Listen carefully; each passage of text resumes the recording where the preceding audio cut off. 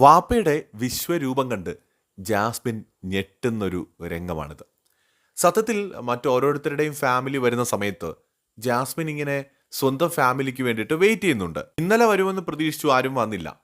പക്ഷേ ഇന്നിപ്പോൾ അവരെത്തുകയാണ്. അപ്പോൾ ജാസ്മിൻ ആക്ച്വലി എന്തായിരിക്കും പ്രതീക്ഷിച്ചത് ഫാമിലിയുടെ അടുത്തുനിന്ന്? ഗബ്രിയുടെ ഓർമ്മകളുമായിട്ട് അവിടെ ജീവിക്കുന്ന ജാസ്മിനെ അവർ സപ്പോർട്ട് ചെയ്യുമെന്ന് ജാസ്മിൻ കരുതിയിരുന്നോ? എനിക്ക് തോന്നുന്നില്ല.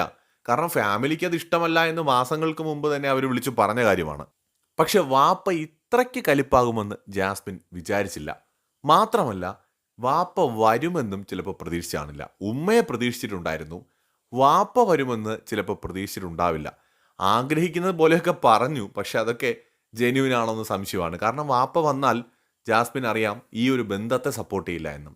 പക്ഷെ ഇപ്പോൾ പ്രതീക്ഷിച്ചതിനേക്കാളും എന്താ പറയുക, മാസമായിട്ടാണ് വാപ്പ വന്നിരിക്കുന്നത്. എന്ന് വെച്ചാൽ ഒരു സപ്പോർട്ടും ഇല്ല, ഓർമ്മകൾ പോലും അവിടെ ബാക്കി വെക്കുന്നില്ല. ജാസ്മിൻ്റെ മനസ്സിൽ നിന്ന് ഗബ്രിയെ പറിച്ചെടുത്ത് ആ ഓർമ്മകൾ വരെ പറിച്ചെടുത്തുകൊണ്ടാണ് വാപ്പ പോകുന്നത്. സത്യത്തിൽ വാപ്പയുടെ ആ വിശ്വരൂപം ജാസ്മിനെ ഞെട്ടിച്ചു എന്ന് തന്നെ പറയേണ്ടി വരും.